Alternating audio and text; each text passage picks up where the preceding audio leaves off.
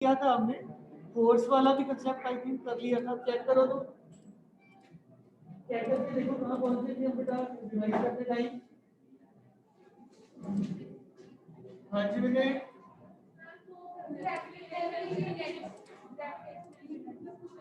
Gravitational, अब वो chapter start कर लिया हमने।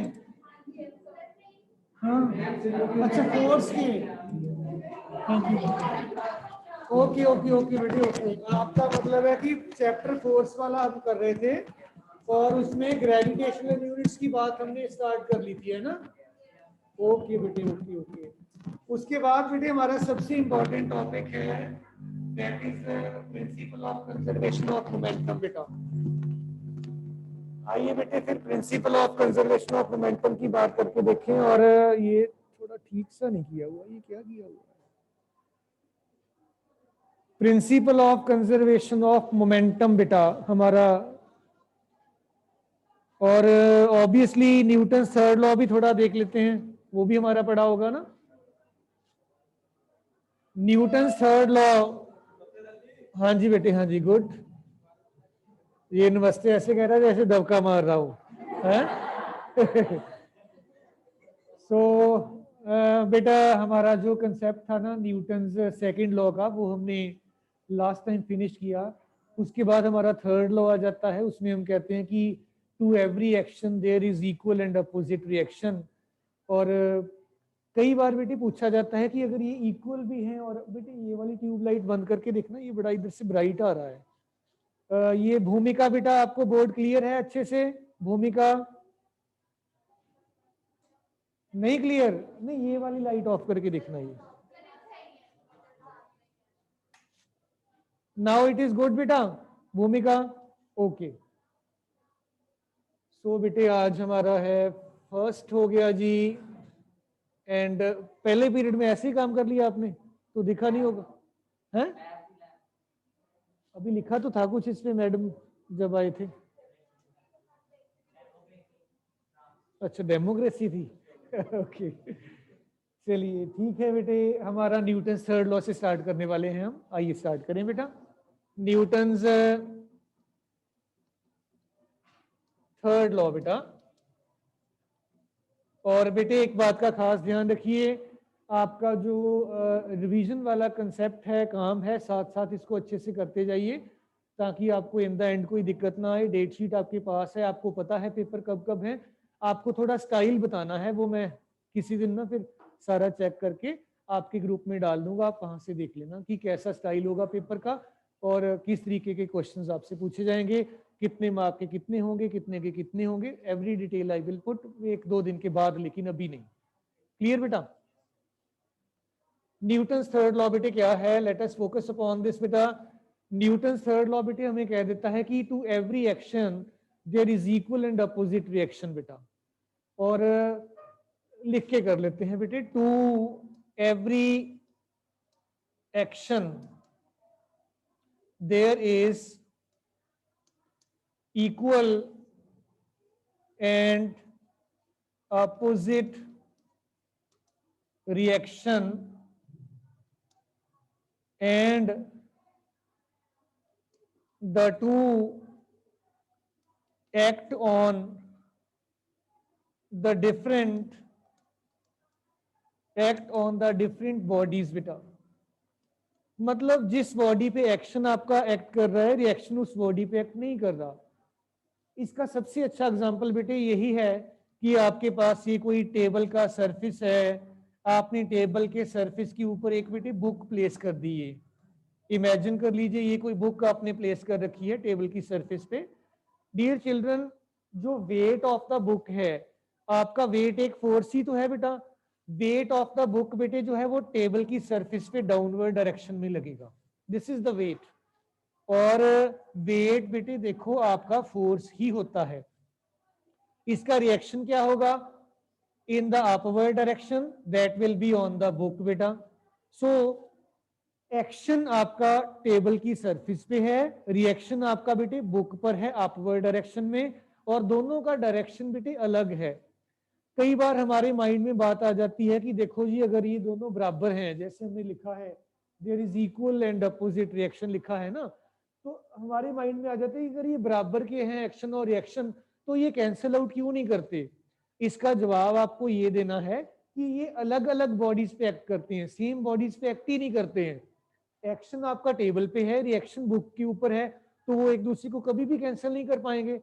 हाँ, ऐसा जरूर था कि अगर एक्शन आपका जैसे टेबल पे है, रिएक्शन भी टेबल पे ही होता, फिर दोनों ने कैंसिल आउट करना था। अभी दोनों सेम बॉडी पे नहीं है, that is why they never cancel out each others effect. बेटा आपको कई बार एग्जामिनेशन में पूछा जाता है क्वेश्चन कि when you say that to every action there is equal and opposite reaction, then why don't they cancel out each others effect. तो we will give the clear cut answer that because they do not act on the same bodies, they act on the different bodies, that is why they never cancel out each other's effect। बेटा right बेटा। Then बेटे इसका एक और example आपको मैं बता देता हूं। एक हमारे पास बेटे मान लीजिए रॉकेट है, ये आप इमेजिन कर लीजिए रॉकेट है पुत्र, और रॉकेट में आप जानते हैं फ्यूल होता है, ये सैटेलाइट होता है जो रॉकेट ने डिस्प्लेस करना होता है स्पेस में। रॉकेट, जब भी आप रॉकेट की बात करते हो, आपने कभी रॉकेट की लॉन्चिंग देखी होगी, आपको बड़ा न्यूज में वो कहते हैं कि देखो जी हमारे इंडिया में 25 सैटेलाइट लेके जा रहे हैं, 3 रशिया के हैं, 4 उनके हैं, 3 उनके हैं, 2 इंडिया के हैं, 2 आईआईटी वालों के हैं, कुछ ऐसे आपको न्यूज देते हैं। वो सारे सैटेलाइट्स जो है वो यहाँ पे होते हैं टॉप में, और इनको ये जो कवरिंग है ना, ये फ्रिक्शन की जो हीट होती फ्रिक्शन की वजह से उससे बचाकर रखने के लिए होता है, ताकि ऐसा ना हो कि जब बड़ी तेजी से ये अर्थ के एटमॉस्फेयर से बाहर जाएं, एयर की फ्रिक्शन की वजह से आग ना लग जाए, ये जल ना जाए, वहां पहुंचने से पहले डिस्ट्रॉय ना हो जाए, टेम्परेचर बढ़ जाता है। नाउ ये वाला पार्ट जो होता है this is the fuel tank, इसमें फ्यूल फिल होता है सारे का सारा। कुछ फ्यूल लिक्विड होता है, कुछ सॉलिड भी होता है, कुछ गैसेस में भी होता है। 3 स्टेजेस में होता है फ्यूल, सॉलिड, लिक्विड और गैस। एक कंटेनर यहाँ तक होता है, फिर एक यहाँ, फिर एक यहाँ। वो आपको बताते रहते हैं कि देखिए जी पहली स्टेज निकल गई है, दूसरी आ गई है, तीसरी आ गई है, तो ये चीजें सारी यहाँ पे वो इंडिकेट करते रहते हैं। अब हम बात कर रहे थे यहाँ इसके साथ रिलेटेड, हम पहुंच गए कहीं और पे। आपका नोजल जो है ये एग्जॉस्ट गैसेस बाहर निकालेगा। एग्जॉस्ट गैसेस क्या करेंगी, ये बेटे आपका एक्शन हो गया अर्थ की सरफेस पे, और बदले में अर्थ क्या दे रही है, इसको रिएक्शन दे रही है अपवर्ड डायरेक्शन में। और ये जो रिएक्शन है ये आपके सारे रॉकेट को, सिस्टम को अपवर्ड डायरेक्शन में लेके चला जाएगा। और इन दिस मैनर आपका जो रॉकेट है, टेक ऑफ ए रॉकेट स्पेशली, ये न्यूटन थर्ड लॉ जो है आपका इस पे डिपेंडेंट है। इसका एक बड़ा अच्छा एग्जाम्पल है। तो आप दोनों में से कोई भी एग्जाम्पल जो है, आप अगर एग्जामिनेशन में अपीयर हो रहे हो, आपको ये क्वेश्चन आता है, तो आप इसका जवाब ऐसे दे सकते हैं। क्लियर बेटा। ये आपका आउटलेट है गैसेस के लिए, ठीक है जी। इसमें से गैसेस बड़े प्रेशर से निकलती हैं बाहर। आपने कभी देखा होगा जब वो सैटेलाइट लॉन्च करते हैं, धुआं ही धुआं हो जाता है, बड़ी जोर से गैसेस निकलती हैं, और वो एक्शन होता है सारे का सारा अर्थ के ऊपर, और रिएक्शन आपके रॉकेट को अपवर्ड डायरेक्शन में ले जाएगा। दैट्स इट बेटा।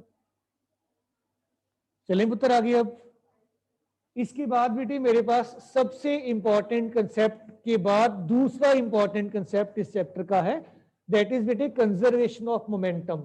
बहुत बार पेपर में पूछा गया है। अगर ये ना पूछा जाए तो एक एप्लीकेशन इसकी है, आपको याद होगा, रिकॉइल ऑफ द गन, हमने कितनी बार किया है ना बेटा, वो पूछा जाता है फिर। सो आइए देखें बेटा, कंजर्वेशन ऑफ मोमेंटम। बेटा कंजर्वेशन ऑफ मोमेंटम में बेटे हम कहते हैं कि अगर हमारा सिस्टम आइसोलेटेड सिस्टम है, बच्चों आइसोलेटेड सिस्टम वो सिस्टम होता है जिस सिस्टम पर कोई भी बाहर से फोर्स एक्ट ना करे, मतलब एक्सटर्नल फोर्स एक्ट नहीं कर रही है। आपका कोई भी सिस्टम, कोई भी बॉडी, कोई भी ऑब्जेक्ट, या कोई भी नंबर ऑफ ऑब्जेक्ट्स, एक सिस्टम में नंबर ऑफ ऑब्जेक्ट्स ज्यादा भी हो सकते हैं, अगर उन पर कोई बाहर से फोर्स एक्ट नहीं करता है, देन वी से दैट कि वो आपका सिस्टम आइसोलेटेड सिस्टम है। हमेशा याद रखिए, आइसोलेटेड वर्ड का मतलब होता है जो बाहर वाली फोर्सेस के इफेक्ट के अंडर ना हो, उसके ऊपर कोई भी एक्सटर्नल फोर्स नहीं एक्ट करनी चाहिए। तो कंजर्वेशन ऑफ मोमेंटम जो है पुत्र, it states that for an isolated system, for an isolated system, the net momentum remains conserved. बेटे कंजर्व्ड का मतलब होता है कांस्टेंट, राइट बेटा। अब देखो पुत्र, आइसोलेटेड सिस्टम जब भी हम लिखेंगे ना, आइसोलेटेड सिस्टम वो सिस्टम होता है जिसमें बेटे एफ, ये बेटे मैंने लिखा है EXT, इसका मतलब होता है external force acting on the system अगर जीरो हो तो उस सिस्टम को बेटे हम आइसोलेटेड सिस्टम बोल लेंगे बेटा। अब बेटे देखो, हम स्टेटमेंट हमने दे दिया, हमें इसका प्रूफ भी देना पड़ेगा। जब तक हम इसको चीज को प्रूव नहीं करेंगे हम इसको एज सच यूटिलाइज नहीं कर पाएंगे बेटा। सो आइए देखें बेटे इसको प्रूफ हम इसका कैसे दे सकते हैं, और बेटे प्रूफ वाला पार्ट बहुत ज्यादा इंपॉर्टेंट है। हाँ जी, ये कंजर्वेशन ऑफ लीनियर मोमेंटम है। इसमें मैंने आइसोलेटेड सिस्टम का मतलब आपको बताया है कि क्या होता है। इसका मतलब है कि एक्सटर्नल फोर्स उस पर एक्ट नहीं करनी चाहिए या जीरो होनी चाहिए। This is the meaning. Just समझ आ गई बेटा। अब बच्चों देखो, इमेजिन कर लो आपके पास कोई ऑब्जेक्ट है, कोई बॉल है, मान लो ये, इसका बॉल का नाम हमने बेटे ए बॉल रखा, और इसका मास बच्चों मान लीजिए m1 के बराबर है, राइट बेटा। और ये इस डायरेक्शन में u1 वेलोसिटी से मूव कर रहा है। जैसे बॉल से आप खेलते हैं, ball along the floor move कर रहा है।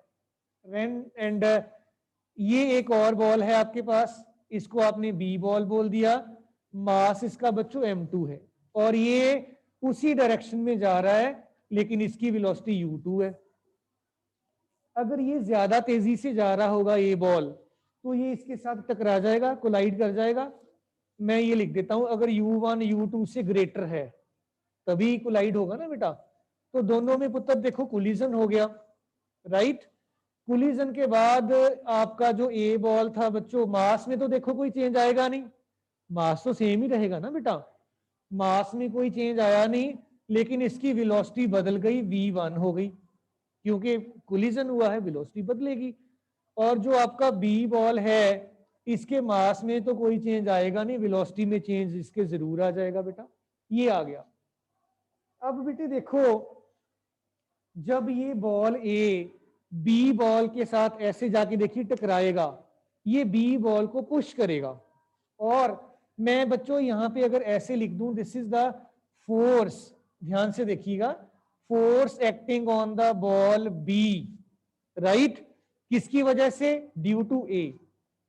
इसको FBA नहीं बोलना, या 1-2 जो है इस तरीके से इसको बोलना है, force on B due to A, right. अब ध्यान दीजिएगा मेरे हैंड्स की तरफ जरा, ये फोर्स आपका ए बॉल ऐसे बी बॉल पे अप्लाई किया, ये एक्शन हो गया, तो इसके ऊपर रिएक्शन भी तो बैकवर्ड डायरेक्शन में होगा ना बेटा। सो रिएक्शन जो होगा इसका, ये आपका ए बॉडी पे एक्ट करेगा। This is the force on the body A, किसने लगाई?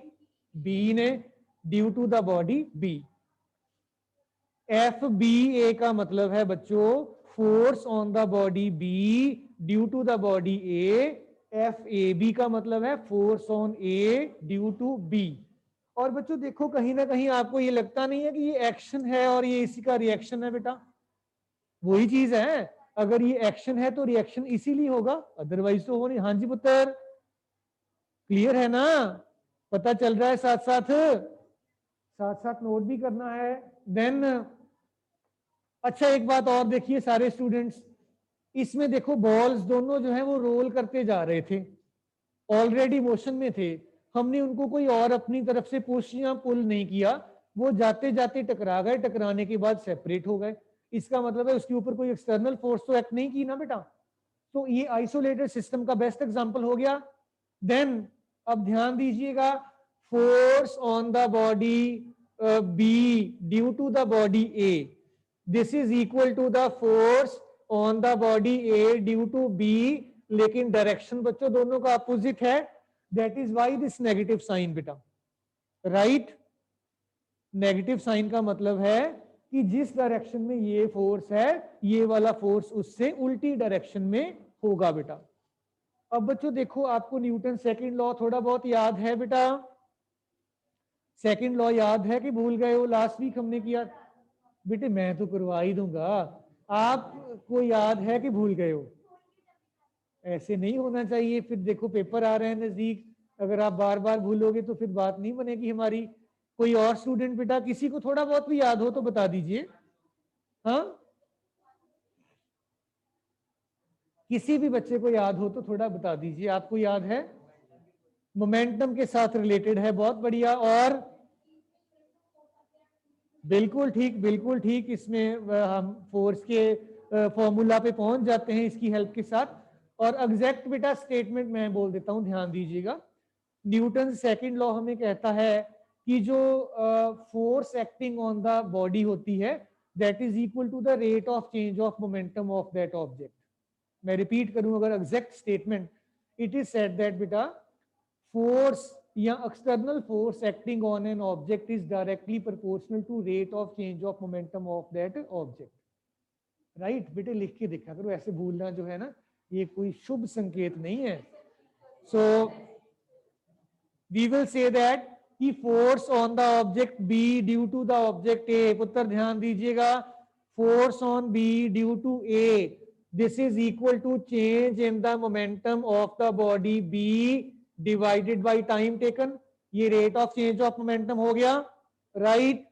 This is equal to negative sign ऐसे ही लिख दिया, force on A due to B, ए पे फोर्स लग रही है तो किसका मोमेंटम बदलेगी? ये, और ए का ही बदलेगी। क्या बात करते हो आप? जिस बॉडी पे फोर्स लग गई तो मोमेंटम उसी का बदलेगा, दूसरी का थोड़ी बदलेगा।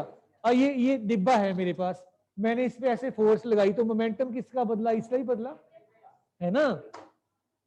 सो we will say that force on A due to B, उत्तर इधर, this is equal to change in the momentum of the object A divided by time taken. ये जो साइन मैंने डाला है ट्रायंगल का, इसका मतलब होता है चेंज, डेल्टा बोलते हैं इसको, बिल्कुल ठीक कहा आपने। तो ये टाइम के साथ टाइम तो मेरा कट गया, राइट बेटा। अब बेटे बी बॉडी डायग्राम में आप देख रहे हो सारे स्टूडेंट्स बेटा, उत्तर आप बताओ गुड़िया, बी बॉडी के मोमेंटम में चेंज कितनी आई है before and after the collision? Delta P B, velocity बदल गई लेकिन मैं मोमेंटम की चेंज पूछ रहा हूं, कितना? अरे गुड़िया सेम कैसे होगा मोमेंटम अगर वेलोसिटी बदलेगी तो? वो बदला हुआ मोमेंटम लिखवा दीजिए मुझे, हम रिवाइज कर रहे हैं, पहली बार थोड़ी कर रहे हैं। बताइए कितनी चेंज आएगी? हाँ हाँ आ तो जाएगी, कह रही आ ही जाएगी। इसमें बताओ बी बॉडी का मोमेंटम यहाँ पे कितना है? m into m2 into v2 नहीं है, और यहां कितना है? तो कितना चेंज हुआ? दोनों को माइनस कर दो गुड़िया, ये बन गया m2 into v2 final momentum minus m2 into u2 initial momentum B body का। ये नेगेटिव वाला साइन है सच, इसको मैंने लिख दिया, कोई चेंज नहीं। ए बॉडी के मोमेंटम में कितना चेंज आएगा पुत्र? अब कौन लिखवाएगा बच्चा? आप लिखवाओ बेटा, ए बॉडी के मोमेंटम में कितना चेंज आया? नहीं, आपसे और पूछेंगे अब। यस, ए बॉडी का final momentum minus initial momentum, तो फाइनल कितना है? m1 v1, और इनिशियल सौखा काम है, देखो आप डर ही जा रहे हैं, ऐसे डरते थोड़ी है। Very good, it is m1 into v1, ये बेटे फाइनल मोमेंटम आ गया, माइनस m1 इंटू u1, ये आ गया इनिशियल मोमेंटम। इसमें घबराने वाली तो बात ही कोई नहीं है कि है, वो उसको कह रही थोड़ी सी है, इसमें भी घबराने वाली बात है। ये बेटे शुभ संकेत नहीं है, पेपर आने वाले हैं, आपके साथ ही हैं पेपर। देखो अब ध्यान दो, नेगेटिव साइन को एडजस्ट कर दो, m2 into V2 minus m2 into U2 बेटा, ये साइन इसके अंदर चला गया, ये माइनस m1 इंटू V1 और माइनस माइनस क्या हो गया, बहुत बढ़िया, m1 इंटू U1। अब बच्चों देखो, ध्यान से देखो बेटा, ये वाली नेगेटिव टर्म V1 वाली, इसको मैं इधर ले आता हूं, पॉजिटिव हो जाएगी इधर आकर। ये U2 वाली टर्म इधर नेगेटिव है, ये इधर जाके क्या हो जाएगी, पॉजिटिव। तो इसको एडजस्ट कर देते हैं, आइए देखें what do we get after this adjustment. बेटा आपका होपफुली मोमेंटम कंजर्वेशन का प्रिंसिपल वेरीफाई हो जाएगा। Let us focus upon this.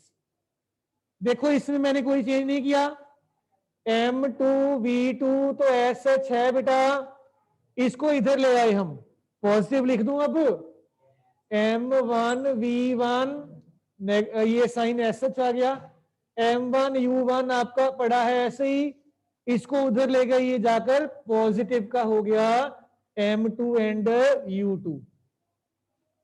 ये लेफ्ट साइड को देख रहे हो आप ध्यान से, किसके बराबर है ये बी बॉडी का मोमेंटम आफ्टर द कोलिजन, ये ए बॉडी का मोमेंटम आफ्टर द कोलिजन। इन दोनों का मोमेंटम ऐड कर दिया तो ये total momentum of the system after the collision. This is the total momentum P of the system कब, आफ्टर द कोलिजन। F का मतलब है फाइनल मोमेंटम हो गया, ये final momentum of the system बच्चों हो गया। m1 U1 क्या है बेटा, ए बॉडी का momentum before the collision. m2 U2 क्या है बेटा, बी बॉडी का मोमेंटम बिफोर द कोलिजन। दोनों को बच्चों ऐड किया, इट इज ए और बी बॉडी का collective momentum before the collision. और इसको आप बेटे इनिशियल मोमेंटम भी तो कह सकते हैं ना। सो देखो बच्चों, final momentum is equal to initial momentum, यही हमने प्रूव करना था और ये आपका प्रूव हो गया बेटा। सो इन दिस मैनर आप अपना principal of conservation of momentum का प्रूफ दे सकते हो। ये 2-3 लाइंस हैं, न्यूटन थर्ड लॉ से शुरू करना है, सेकंड लॉ बीच में आपको लगाना पड़ेगा, रिजल्ट अपने आप आ जाएगा। क्लियर? अपने स्टेप से एक बार देखो, किसी को नहीं पता चला तो पूछो मुझे, चेक करो, कोई बात नहीं पता चली तो पूछो, नहीं तो इसकी एप्लीकेशन डिस्कस करें बेटा आगे। पता चल गया सारा? वेरी गुड, वेरी नाइस बेटा। इधर आपको ओके, इसकी फिर बेटे एप्लीकेशन की बात कर लेते हैं। We have then application of principle of conservation of momentum बेटे हमारे पास है रिकॉइल ऑफ द गन। आप लोगों ने बहुत बार किया भी है ये रिकॉइल ऑफ द गन। बेटा बेटे रिकॉइल का मतलब आप बता सकते हो कोई बच्चा? हाँ जी बेटे, गन जब हिलती है, बहुत बढ़िया, हाँ जी वेरी गुड, बहुत बढ़िया, एग्जैक्ट आंसर। कोई और बच्चा? रिएक्शन, ये भी ठीक है। सुनिए, आप सबने ठीक बताया है, ऑलरेडी आपको आता है ये कंसेप्ट, मैं फिर भी थोड़ा टाइम लगा देता हूं। बेटे भूमिका को भी आता है, she is raising her hand, good. Recoil word का मतलब है बेटा कि जब आप गन को फायर करते हो तो गन बैकवर्ड डायरेक्शन में किक करती है हमें। गन को हमने जब ऑपरेट किया, bullet is fired in the forward direction और गन हमारे पे बैकवर्ड डायरेक्शन में पुश करती है, धक्का लगाती है, फोर्स लगाती है। सो इसको बेटे रिकॉइल ऑफ द गन कहते हैं। Recoil word itself means moving back of the gun after और ऑन फायरिंग। बेटा आइए मैं डायग्राम बनाकर आपको थोड़ा एक्सप्लेन कर देता हूं, आपको फिर समझ आ जाएगा अच्छे से। इमेजिन कर लो ये एक गन है बेटे, टॉय गन आप मान सकते हैं, बच्चे खेलते हैं ना गन के साथ, वो गोलियां चलाते हैं? क्या कहते हो? कुछ कह रहे हो आप, बोल नहीं रहे। ये इमेजिन कर लीजिए टॉय गन है, ऐसी होती है तो बच्चों के पास, है ना, वो प्लास्टिक की इसमें गोलियां डालते हैं, वो चलती हैं, फिर वो अब ऊपर वाला तो मैंने नहीं बनाया ना बेटा, कोई बात नहीं, नो प्रॉब्लम। आइए ध्यान दीजिए, हाँ जी हाँ जी, ध्यान दीजिए बेटा, ध्यान दीजिए। अब इस गन का मास मान लो कैपिटल एम के बराबर है, राइट बेटा।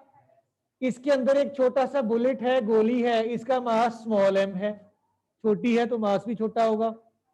जब आपने फायर नहीं किया, इसको ट्रिगर को नहीं दबाया, आपकी गोली भी इसके अंदर ही है, गन भी यहां पर ही है, क्योंकि चली ही नहीं है, दोनों ही रेस्ट पे हैं। जब आप इस ट्रिगर को प्रेस कर दोगे, दबा दोगे, तो यहाँ पे एक स्प्रिंग होता है, अगर आप खोल के देखो, स्प्रिंग खोल जाता है, वो इसको पुश कर देता है, और ये जो बुलेट है it moves in the forward direction, और इसकी छोटी वेलोसिटी v को मैं v से डिनोट कर देता हूं। छोटी चीज है, छोटा लेटर डाल दिया। ये गन बड़ी चीज है, गन के लिए बड़ा लेटर डाल दिया कैपिटल्स में। ठीक हो गई बात बेटा।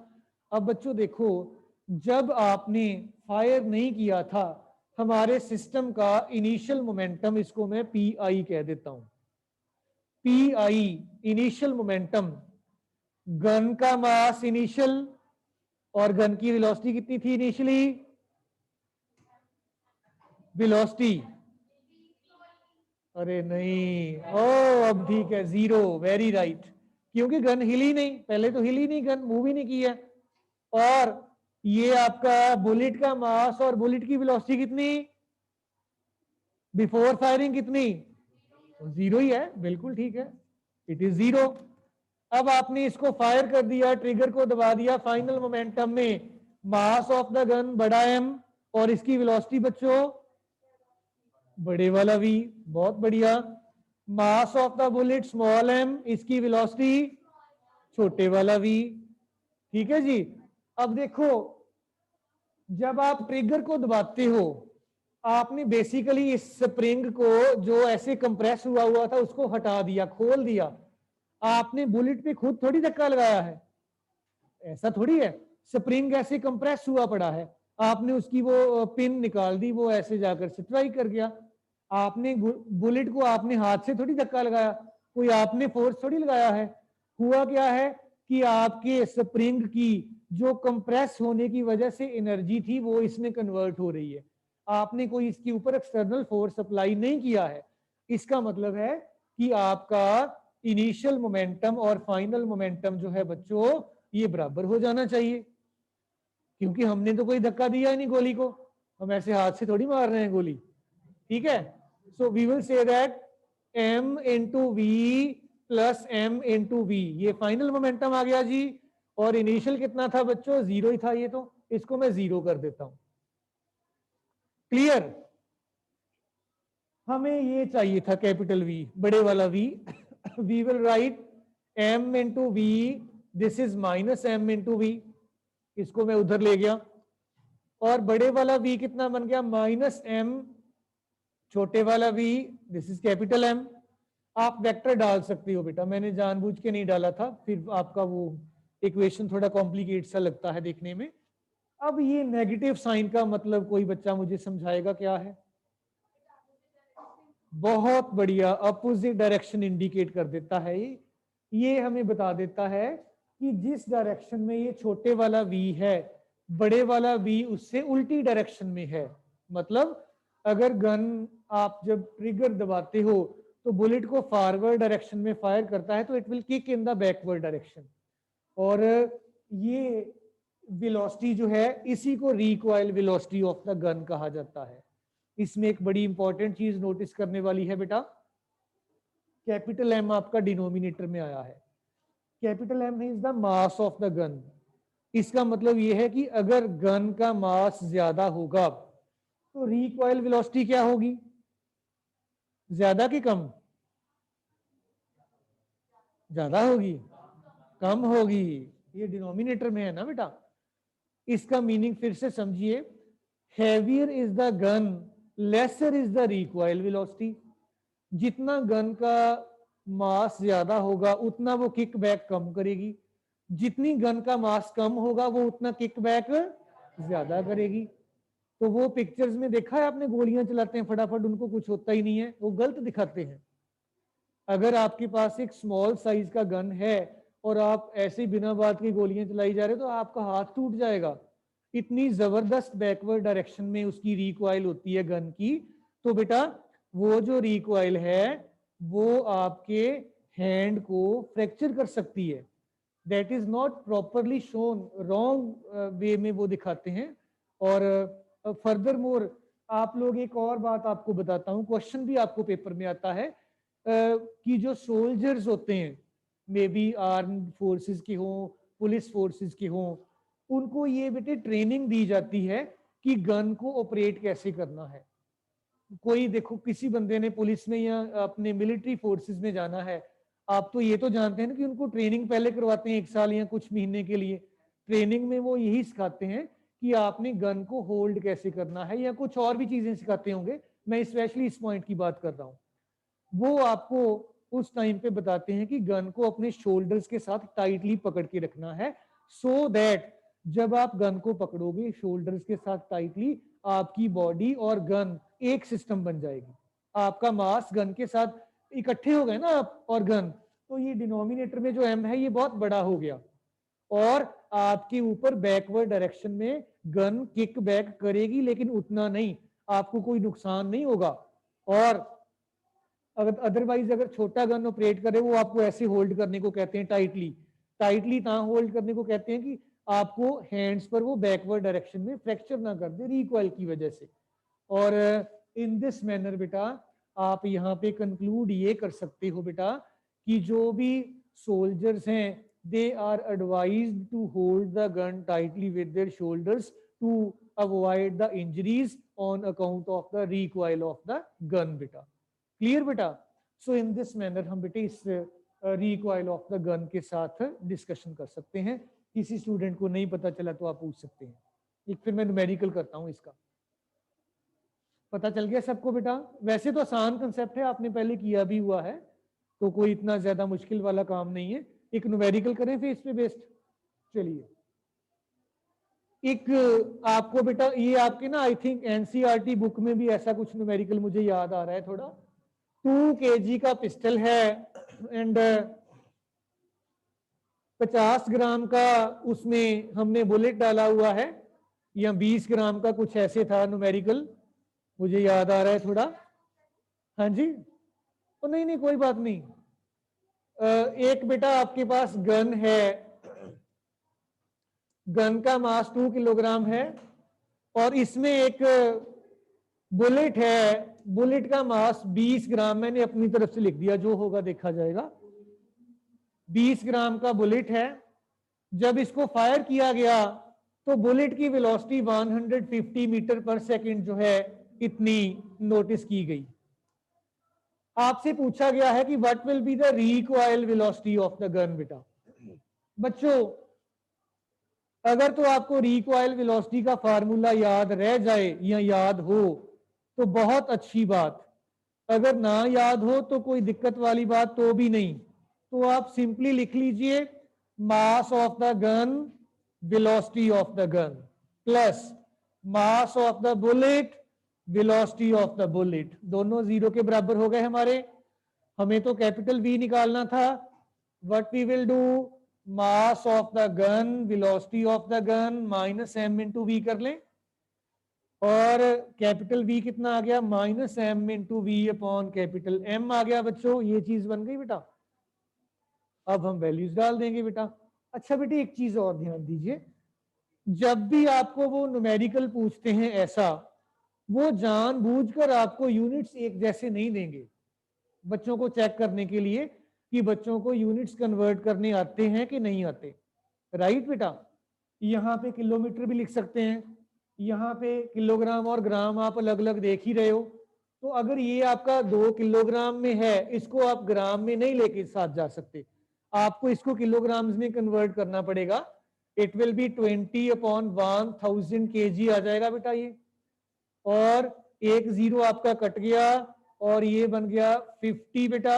इसका मास आपके पास आ गया 1/50 किलोग्राम, आपके पास मास किलोग्राम्स में आ जाएगा। ये कन्वर्ट करना अगर आप भूल गए तो न्यूमेरिकल गलत हो गया आपका सारा ही, फिर की कराई मेहनत सारी खत्म। राइट, आपकी पहली नजर यूनिट्स पे पड़नी चाहिए। ये भी एसआई है, ये भी एसआई यूनिट हो गया, ये भी एसआई यूनिट हो गया बेटा। अब यूनिट्स हमारे ठीक हो गए सारे। अब हम वैल्यूज पुट करेंगे, पहले नहीं पुट करनी। तो रिकॉइल वेलोसिटी बच्चों बन गया माइनस साइन एस सच आ गया, और मास उत्तर आपके पास कितना था बुलेट का 1/50 था, इसको मैंने बेटे 1/50 लिख दिया। राइट, और वेलोसिटी बच्चों कितनी है स्मॉल वी, वाह बिल्कुल ठीक, दिस इज 150 बेटा। और बेटे मास ऑफ द गन कितना था, it was 2 kg and it is 2।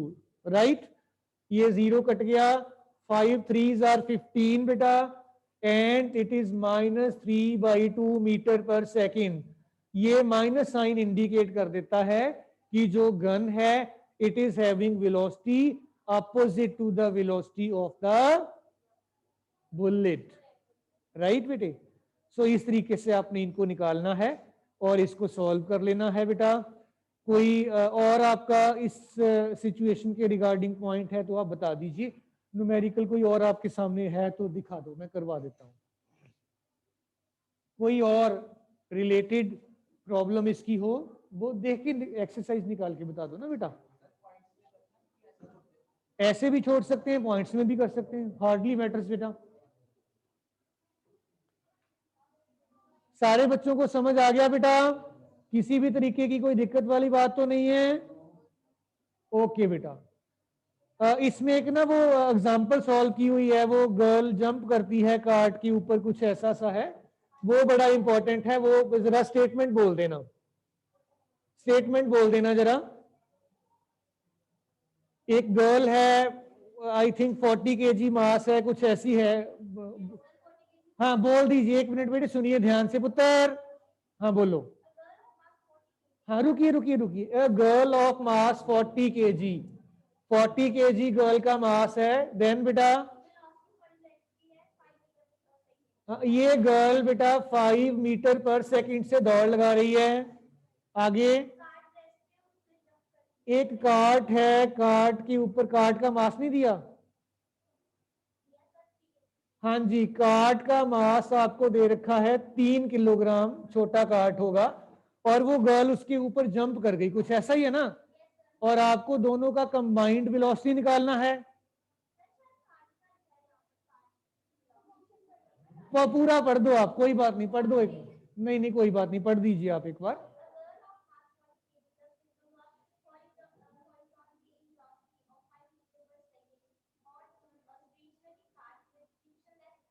हाँ